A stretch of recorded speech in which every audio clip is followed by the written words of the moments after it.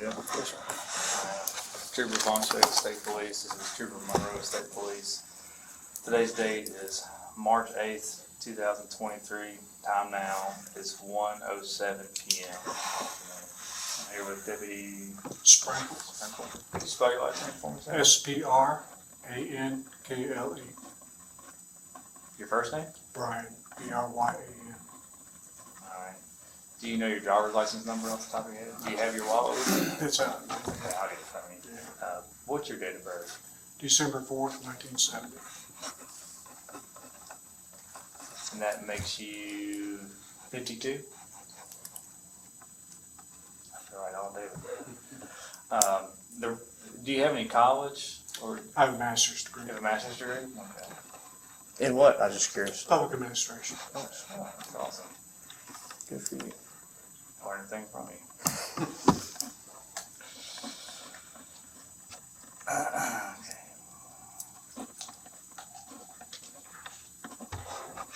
At any point in time, if you need to stop using the restroom or anything like that, just let us know. Okay. Perfectly fine.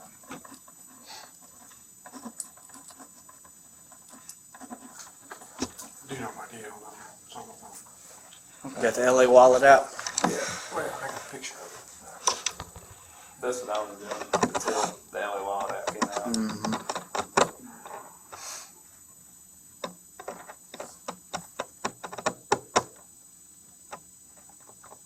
Do you wear the long sleeve every day? All the time? No, I got dressed up for y'all.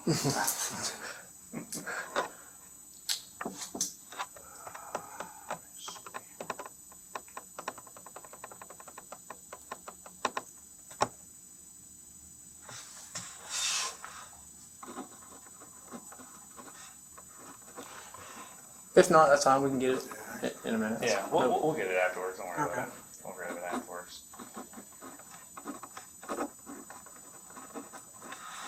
So this is, Sorry. That's oh, fine. that's fine. We'll grab it afterwards. This is our statement of rights. I've just filled out like some of the questions I've asked you are right up here. And I'm going to read this to you. It's 1 through 5, and then I'm going to ask you questions on 6, 7, and 8. Okay? If you want to read this and follow along, you can. Before we ask you any questions, you must understand your rights. You have the right to remain silent. Anything you say can be used against you in court or other proceedings. You have the right to talk to a lawyer for advice before questioning, and you have the right to have a lawyer present during questioning. You have the right to a lawyer's advice in the presence of a lawyer, even if you cannot afford to hire one. In such case, a lawyer can be appointed to represent you. If you decide to answer questions without a lawyer present, you have the right to stop answering questions at any time. Understand your rights? Yes.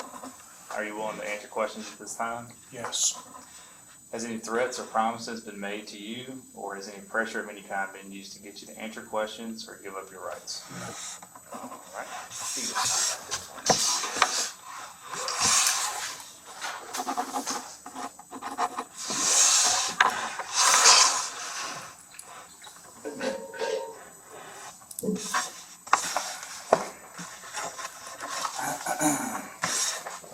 And this is that questionnaire. I'm just going to fill some stuff out and just kind of go down it and we'll dive off into it.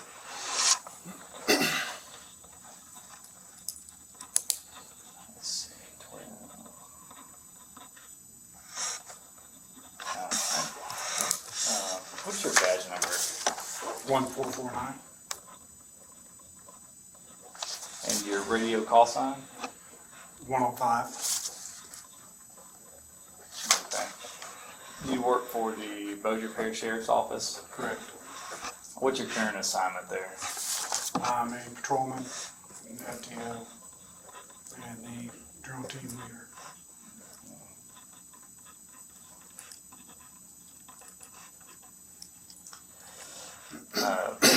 For patrol, what's your normal duty hours? Do you work just days or nights? 6 a.m. to 6 p.m.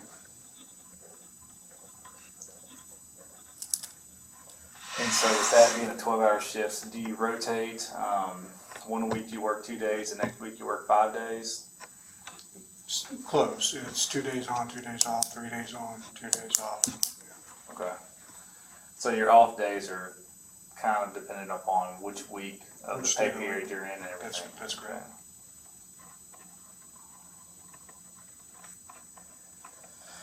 Okay, on the date of the incident, and I'll clarify, the incident we're talking about here is on Saturday, this past Saturday, there was a pursuit that started in Houghton, ended at Bossier City, and resulted in a shooting. You know the incident we're talking about? Yes, sir. Okay, on that date of that incident, what were your duty hours, your regular work hours? 6 a.m. to 6 p.m. Okay, were you on regular duty, on a special detail, or anything like that for the sheriff's office? Just regular duty. Regular duty. 48 hours prior to this incident happening, were you working any extra jobs or anything that would have bled over into that shift? No. Okay, so you're well rested. You had your 8 hours of rest thing before Yes. that. Okay. The day of the incident, could you describe to me the uniform you were wearing? It's what I have on now, with the exception of my body cam. Typical, our normal work attire. Is that considered a patrol Class A uniform or B, or is it just a? We don't have classes. I mean, this is it. Okay. For regular patrolmen. Was it a short sleeve, long sleeve? Long sleeve shirt. Okay, so long sleeve. I did not have a tie on. No tie? Okay, but you had your badge, your nameplate, I see patches. Yes. And I guess is that a corporal? That's right. Corporal. Corporal suit. Okay.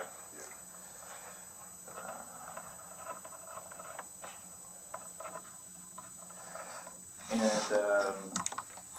you said your body camera, was that on your uniform or was that on your It rig belt? was. Okay. It was on my uniform. Where was it at on your uniform? Right here where my tie clasp is. Okay. Center of my chest. Okay, the equipment that you were carrying that day, whether or not, so if you had that, I guess you didn't have like an outer plate carrier, so all of your equipment would have mostly been on your rig belt. Yes, Could sir. you just describe to me everything that was on your rig belt that day? I have a can of pepper spray, my service pistol. I have a tourniquet. I have 2 sets of handcuffs. A small flashlight. My radio. Port. And then 2 spare mags. Okay, did you have a taser? No taser. No taser, okay, baton? I do have a baton. You have a baton? Okay. You have it on that day? I did. You did, okay. What are y'all issued at the sheriff's office? What were you carrying? A 40 caliber Glock? 40 caliber SIG. See. Okay. Is that a SIG, is there numbers behind it, like a 320 or It's 320. 320? And that's a 40 caliber? Correct. Okay, as far as like, how you had your gun and magazine set up, inside your gun, your magazine, was it topped off, like as in completely full, and then you had one in the chamber?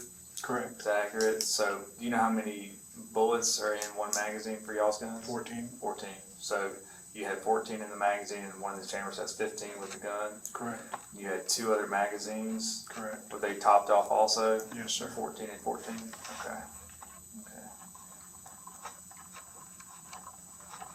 Okay. The vehicle you were driving this day, could you describe it to us? It's a, I believe it's a 2019 Tahoe. It's black in color. It's marked with the Bossier Sheriff's Office orange and yellow decals. Okay. And they got a low profile light on the top. Okay. And Bars. A light bar on top? Yeah, light bar. So you would describe it to be a fully marked police vehicle? Correct. Yeah. That was issued to you by the sheriff's office, and that's Correct. probably similar or the same to all the other patrol vehicles. Yes, sir. Was there lights, I guess, in the grill, extra lights all over? Yes. Probably in random places. There's lights on the grill in the front of the vehicle, down in the ground effects, and along the sides of the vehicle. Okay. The sides, like the floorboard No, side? floorboards, Okay. yes. Front lights. Is the unit number the same, or does it have a unit number assigned to it, like some have a number on it? Is it the It same does. as yours, or is it different? It is 105. 105. And that's your take home? Yes, sir. So that's your unit? That's mine. Okay.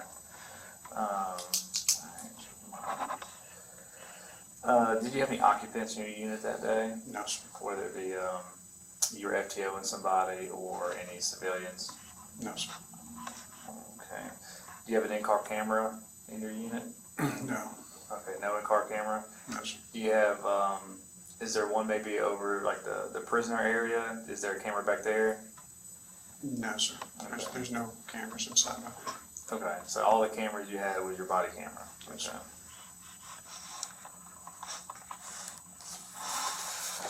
Okay. As far as your spotlight, your emergency lights, and your sirens, were they all working and functioning as they should properly? Yes, sir. As far as I know. You have a radio inside your unit Yes, sir. that was functioning properly? Yes. A mobile data terminal, such as like a computer or something like that? Yes, a laptop. Okay. Okay. And I think we've already gone over this. You weren't carrying, or were you carrying, any other body camera, audio, or video recording device outside of your body camera? My cell phone, but I think that was still in my vehicle. Okay. All right. But you weren't recording with it, were you? No. Okay. If you could just walk us through kind of the events that day. So we'll start at the first time you heard about what was going on, where you were at what point did you get into the pursuit, and just kind of just slowly walk us through the whole thing leading up to where the guy finally stopped. I was working in Districts 3 and 4, which is the Benton area. I had contacted my supervisor because I received a baby shower present from another deputy that the deputy asked me to deliver it to my supervisor who was down in Houghton. So I contacted him on the phone and asked him, hey, where would you like to meet? I got this present I need to deliver to you. You know, and he's like, how about church there on Swan Lake Road? Sure, not a problem. So I started heading that way. Right about when I got to the church, I heard the Houghton unit state that he was in a pursuit and they were northbound on 157. Not really anywhere close to me at that time. So I pulled over the side of the road and I was waiting for my sergeant. I figured Houghton would get him stopped. The pursuit kept going northbound. I was listening to this on the radio. The pursuit kept going northbound on 157, and they proceeded to turn west onto Highway 80. So I'm like, well, my supervisor is likely not going to be coming to get this present. He's probably going to be joining. So I decided to go ahead and move a little bit closer. I moved up to Swan Lake at 220, and I parked there. Because at this time, I didn't know whether or not the chase would continue on westbound on 80 or potentially get on 20 or 220. So I stopped there at Swan Lake at 220. And I waited there until I heard our units had spiked the vehicle somewhere around Tall Timbers. I believe it was unit 145. I can't recall. One of our units actually spiked the vehicle. There was some confusion on the radio about whether he was heading westbound or getting on the interstate or 220, so again, I just kind of stayed there. It was confirmed that he was continuing westbound on 80 at a high rate of speed, so I continued to move south on Swan Lake Road. I moved up to Swan Lake and Biking Drive. Once I heard that he was passing, the vehicle was passing Bipsy, I heard our units were backing off, and a hot unit was still in pursuit. It sounded like he was having trouble on the radio trying to drive, and it seemed like another hot unit was spiked, maybe, and they had to back off totally, which left one hot unit by themselves, as I understood it. I initiated my lights and sirens and moved up to Swan Lake and East Texas, or Highway 80 westbound. And as soon as I got to the intersection, a black GMC pickup truck flew past me at a high rate of speed. It was on two rims, both the passenger and driver's, the passenger side front and rear tire appeared to be flat. And that vehicle was shortly followed by a single hot unit. Checked left and right, he was the only unit behind the vehicle at that time. Nobody else was around. At that point, I made the decision that he needed some backup and he was struggling on the radio. I followed him as number two, called on the radio that I got the comms. So I took the comms per procedure for the -2 vehicle, or the number 2 vehicle in the pursuit, and I took over communications from there. We continued westbound on Highway 80 through the Old Minden intersection. I could see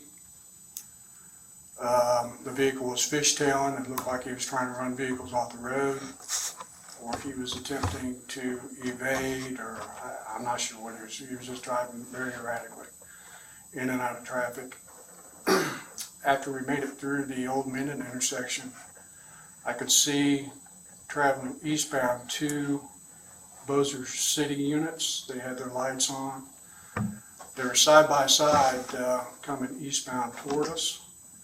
The driver in the pickup truck crossed over into the opposite lane of traffic and split them. It appeared that he ran one of the Bossier City units off the road, and another vehicle possibly.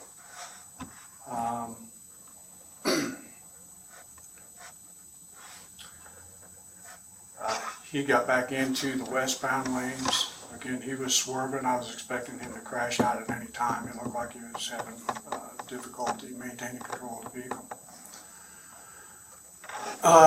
We were reaching speeds. I looked down at my speedometer one time and I know we're at 90.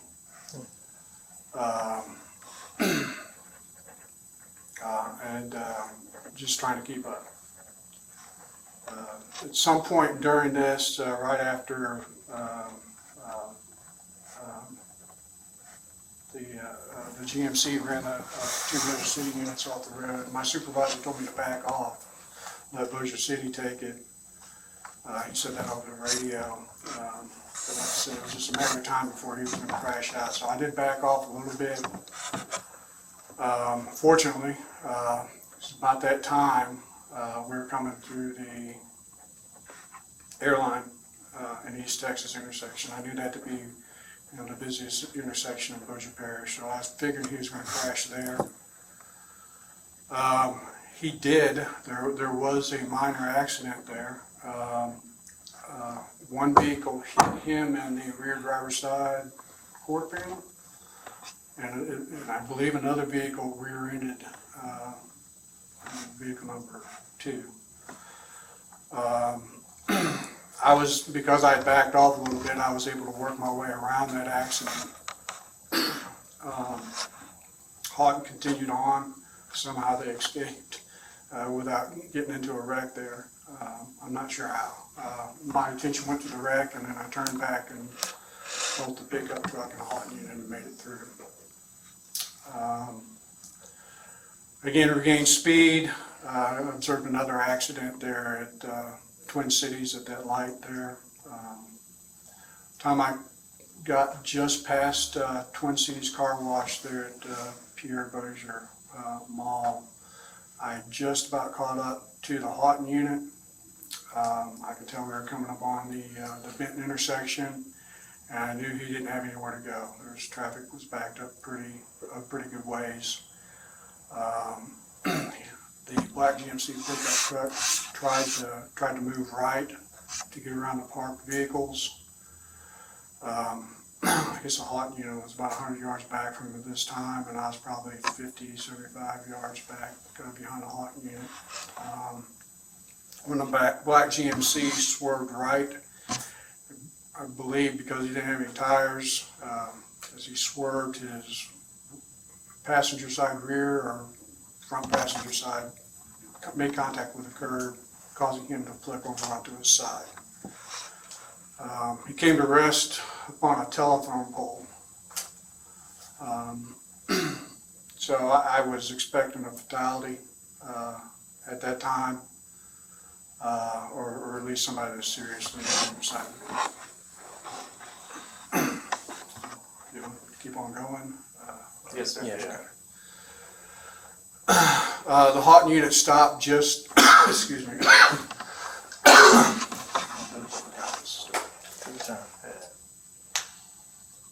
Paul's on there right now. Yeah. The hot unit stopped almost directly behind the vehicle in the right-hand lane of Highway 80. I pulled up alongside of the hot unit, radioed in, subject crashed. I think I said crash a couple times on the radio. I exited my vehicle as quick as I could. Like I said, I was expecting somebody injured. My thought was to get up to the vehicle to officer first aid, or help to him, or just see what was going on, make sure he was okay. I did draw my pistol, just out of precaution. I only stopped at that point. And I'm kind of glad I did. The vehicle was on its side, and you know, I came around to the front of the vehicle, and I was face to face with the grille and the windshield. At that point, what I saw was a white male driver. He was kneeling on the, I guess it's the passenger side door. He had what appeared to be a rifle in his left hand, and he was looking like towards the roof of the vehicle, like kind of doing this number. He was frantic. I didn't know exactly what he was doing. He was doing that, and he looked over at me, and we made eye contact. When we made eye contact, he turned his full body towards me, put his right hand onto the rifle, and began to raise it up. I fired 3 to 4 shots in his direction once he began to raise that rifle. I lost sight of him. I'm not sure exactly what happened. I don't know if he fell backwards, but as I was shooting, I was moving left off the X to get out from standing right in front of that windshield. I started to move left as I was firing. So I fired initially 3 to 4 shots, and next thing I knew, I heard a multitude of shots coming from my right. I didn't know. I can just tell people were there in my periphery. I kept moving left and firing, and I kept hearing all this other firing. Moving left with me, I guess. They didn't want to stand in front of that windshield either. So we all started moving left, and we became looking straight down at the top of the vehicle. There was a pause in the firing. I heard somebody say, he's still reaching, and then the firing picked up again. Several more shots were fired. I fired again multiple times. I believe somebody yelled ceasefire. I had taken cover at that time behind another telephone pole that was there, and I could see through a shattered sunroof. I could see somebody laying back. I stayed behind cover. Somebody else approached the vehicle. I'm not sure it is, and they told me, yeah, he's gone. At that point, once I heard he was gone, everybody just kind of picked up and moved off to the side.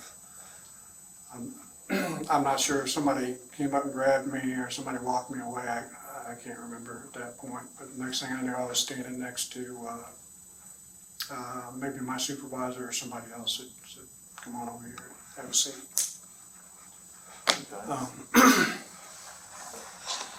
Okay, so let's start back Okay. during the pursuit. You pretty much covered a lot of stuff. So you were on Swan Lake, and you started listening to Houghton call out a pursuit. I'm guessing, are they on the same channel as y'all? Did y'all go Yes, to the same we're dispatch? all- Yes, they use our dispatch. Okay, so anytime they make a traffic stop or things like that, it goes through y'all, or y'all can at least hear it from them. So as it was coming, you ended up meeting him at Swan Lake and US 80. Whenever you saw him at that point, did the driver, did y'all make eye contact, or was he waving a gun? Could you see what he was doing in the vehicle, or was he going too fast? He was a blur. Okay. I could just see a black pickup truck. By the time I saw, it was a black pickup truck. It was gone. I mean, it was that quick. How fast do you think he was going right there? If you just had to estimate it. 80. 80. And is that a 80-mile-an-hour zone, or would that be like a 45, 50, 55-mile-an-hour Right there, zone? it's 45 through that. 45 right there? Okay. Yes. And then working your way up, you saw him crash out into a vehicle, or crash into a vehicle at Airline and Yeah, US 80. Yes, the vehicle hit him as he was pursuing. Going through it? Going through it. Okay. And then he crossed over, what would be like the solid, the double solid yellow line for the center, to separate eastbound and westbound traffic. So he crossed over that and almost ran into two Bossier City units. That was after the old Minden intersection. After the old Minden, before Airline. Yeah, that was right at the Shogun's restaurant. Okay. You know where that's at. There's a wooded area right just east of the Shogun's, and that's exactly where that Bossier City unit appeared to go off the road. And did he have any flat tires at this time? Yes. By the time? Yes. Yeah. Both passenger tires were flat, as far as I could tell.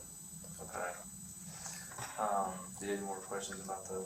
Yeah, so, based on where some Bossier SO, some deputies spiked the car, where did they spike them at roughly? Do you know, or from the radio, or?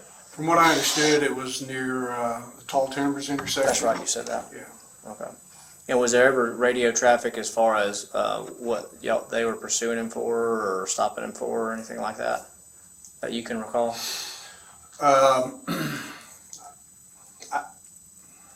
I don't know if I heard it. Honestly, I don't know if I heard it before or after. Okay. But I know now that it was felony warrants. Okay. Was there ever a mention during the pursuit about a firearm or a gun or anything? No, sir.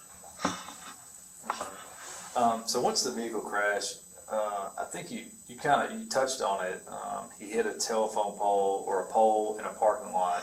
Could you describe maybe like what the vehicle looked like from where you parked at? Did you park on Airline, like where you stopped? I'm sorry, on US 80. Is that where you stopped at? Yes, sir. Could you describe, like, whenever you got out of your car, what was the position of his truck? It was laying perfectly on its passenger side. Okay. So from your point of view, I guess all you would see is the undercab of the truck, maybe like all That's correct. okay. That's all I can see. And so, correct me if I'm wrong, I'm just trying to restate what you said. So whenever you got out, you started moving left until you were in front of the grill, and you could start to see on the left side of it would be the windshield. That's correct. And so once you saw into the windshield, you saw him moving around inside, and then he had picked up what you believed to be a weapon. And then did y'all make eye contact after that? We did. Okay. He had a weapon in his hand, but he was doing something with his right hand. Okay. Okay, and then once we made eye contact, he saw me and he put both hands on the weapon and began to raise it. Okay. Could you possibly describe, I know it's a high stress situation and it's hard to remember every little bit of detail. If you could, if you don't know, you don't know, but Could you describe maybe the weapon that you thought you were looking at within him? It appeared to be, what I saw clearly and distinctly was an AR stock. It looked V'd or hollowed out. I don't know how to describe the AR stock to you, but it looked like two V tubes. I noticed it looked either, it was lighter in color than normal. It looked maybe gray. I couldn't tell. Maybe the light was shining on it. Weird. But it was obviously, without a doubt, an AR stock. And I could see just forward of the AR, the upper receiver and the lower receiver. Okay. And he started, and you thought, can you go through, what was your mindset whenever you came around the car and you just got in this pursuit? What was your mindset whenever you saw him manipulating this firearm and go on? Can you talk me through that, just what you were thinking?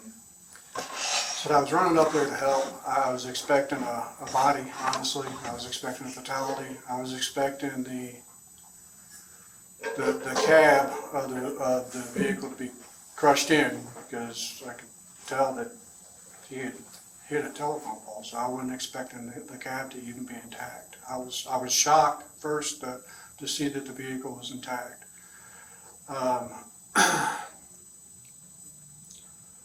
When I came up to the windshield, I had a clear view inside, and my first thought was he appeared to be frantic, like a caged animal, like frantic, crazed. He's moving like crazy. And my first thought was, what's he doing? Did he hit his head? And we made eye contact, and he looked at me, and then he put both hands on that weapon and he raised it. And my first thing was like, why? I didn't understand what or why he was doing what he was doing. That's what went through my mind. I didn't understand why. I really had the intention of throwing out there to help him. And I didn't understand why he was all of a sudden now pointing a weapon at me. So at that point, whenever he's pointing a weapon at you, did you fear for your life? Did you fear for any officer's life or any civilians or anything like that? I, of course, feared for my own life.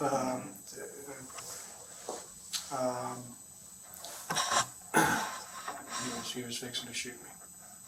Okay. And okay, so I think from watching the videos, I call it like two kind of volleys. There's like some firing, and then there's a kind of a lull in it. Do you remember that? Yes. There's like a lull, and then there's another set. Yes. After maybe, I think you said earlier, you kept moving left throughout the first set of it, trying to take cover because of what was going on inside the vehicle. That's correct. So after that lull, and the first time, after the lull, and once the second set of fires, or people started firing, could you see inside the vehicle, or could you describe to me maybe, did you see what he was doing? I could not. I had just, all I could see is at that point, after I moved totally left, was the view through the sunroof. I could see somebody in the vehicle, but I couldn't see what they were doing. I could see movement. When that second volley kicked off, I saw the movement. Somebody to my right said he's reaching again, or he's reaching, or something to that extent. And that's when the second volley happened. Okay. And then after the second volley, once it all stopped, did y'all move up? I know somebody had to check the vehicle and clear it. Can you walk me through that? Somebody moved up first. I think it was one of the Bossier City guys. I'm not sure. And he said, he's gone. Or something to that extent. I think back. I did kind of move up a little bit, and I guess I did look in. I looked through the sunroof, and then I moved off to the side. I think somebody came up and grabbed me. I'm not sure. Whenever you looked into the sunroof, can you remember kind of what you saw? Do you remember maybe looking at him, or if there's anything else inside the vehicle that stood out to you? No, I saw a white male. He was laying back, and I didn't want to look. Okay. Honestly, I didn't want to look too close. Okay. And then one more with the first volley. Do you know, were you the first person to fire from what you saw? Do you remember that at all? I believe I was the first one to fire. Okay. I was the first one to see his actions. I made eye contact with him, and like I said, when he reached for the weapon and began to raise it up, I fired 3 to 4 shots before I moved off the X away from the windshield. And as I was moving, I heard a bunch of shots on my right. Okay. And just to describe the scene, I think this was between 5 and 5:30. I don't know exactly the exact time he crashed out, but could you just describe to me 5 to 5:30 traffic at Benton Road and US 80? You worked in Bossier long enough, you know typically what traffic looks like that time and kind of what it was that day. Yeah. Could you describe that? Traffic was actually moderate on the roadways itself, but it was busy at the intersections. Airline wasn't as busy as it usually is going westbound. So we all made it through that intersection. Well, there was, yeah, he did crash. Benton was busier, and that intersection was blocked, and I think that's why he tried to get around it. But he was able to make it through the airline intersection. Okay. But while we were moving, I don't remember a whole lot of traffic, honestly. I remember calling out on the radio, it was moderate.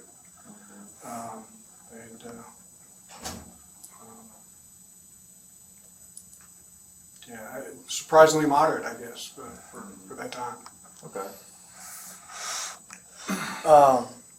Whenever you got out of the car, I know you said that your initial, it obviously had turned into a felony traffic stop. So that's why you got out, you said, with your handgun drawn, correct? Correct. Which is what you're trained to do on a felony traffic stop, get out with your handgun. Yes. Okay. Do you remember, did you give any verbal command? I know you couldn't see until you crossed the front of the truck. And is there a reason for that? I know you said you thought it was going to be a fatality. That's correct. Okay. Before you, was anybody else giving verbal commands that you're aware of? I didn't hear any verbal commands. I did not give any verbal commands. There wasn't enough time from the time that I crossed the hood of the vehicle, made eye contact with him, he raised the weapon at me. It just happened too quick. I didn't have an opportunity to say drop it, or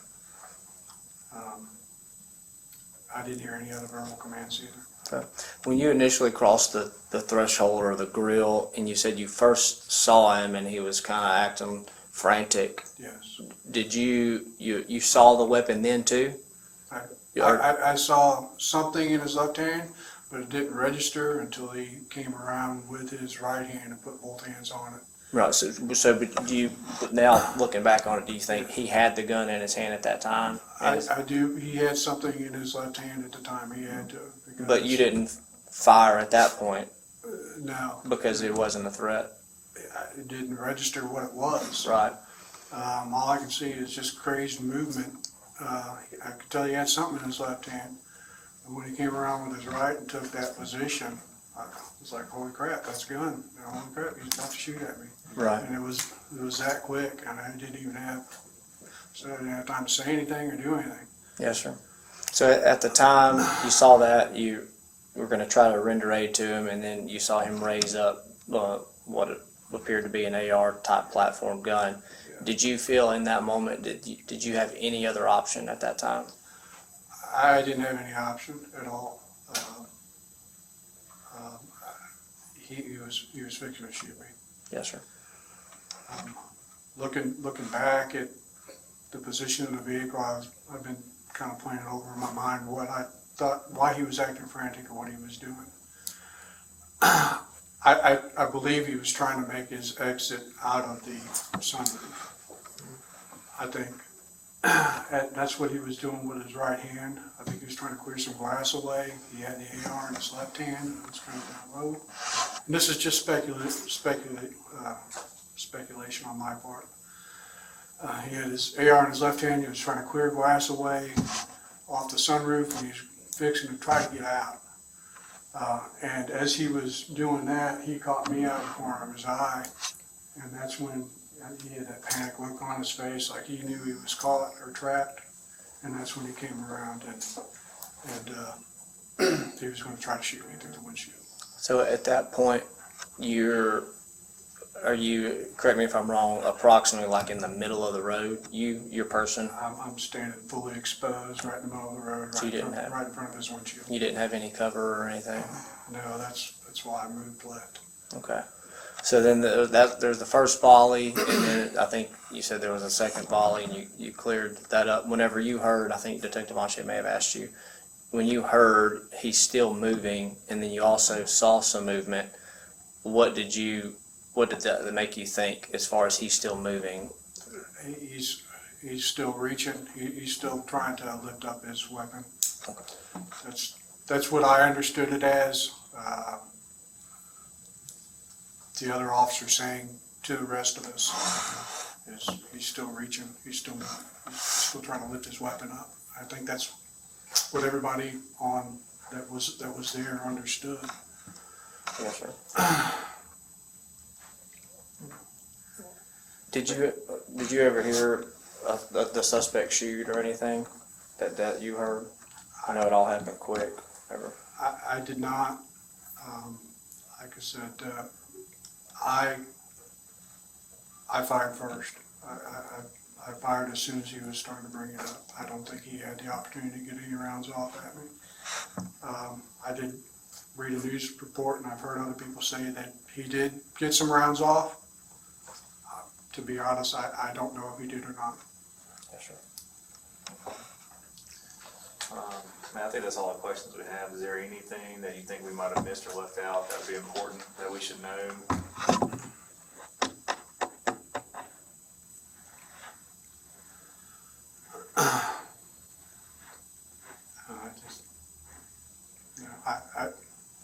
I don't want to be here. Yes, sir. I didn't choose for this to happen. Yes, sir. This is not the way I saw that day going. I was ready to get off work. Yes, sir. I was going to deliver again. I do have one final. As far as, did you call for EMS, or did you hear somebody else call for EMS, or do you remember how that ball got rolling, I guess you would say? I don't. I did call shots fired at some point. At some point, I did a magazine change, and I don't even remember it. I don't know. But you didn't render any aid to the individual? But No. okay. Like I said, after I heard he was gone, it just kind of goes kind of fuzzy. Yes, sir. I don't remember. Like I said, next thing that I know, I was talking to my supervisor. It was just kind of. One more follow-up. If you would have rounded that grill of the truck and you would have seen the individual in the truck hunched over, laid over, or whatever, what would have been your actions? I know it's somewhat hypothetical, but just. That's what I was expecting to see. I would have called for medics immediately. Obviously, try to render aid as best I could, but I was expecting a serious injury or fatality. But I was not even expecting the cab to be intact. But Yes, sir. I was shocked to see that. Yes, sir. And that was due just to his speed and kind of the nature and how violent the crash was. Yeah, I was expecting almost kind of the cab of the vehicle to be collapsed and him to kind of be wrapped around that pole a little bit. But I was expecting to see a bad sight. I wasn't expecting somebody armed. Yes, sir. Anything else? No, that's it. Anything else you wanna add? Okay. Time now is 1:52. We'll conclude this interview.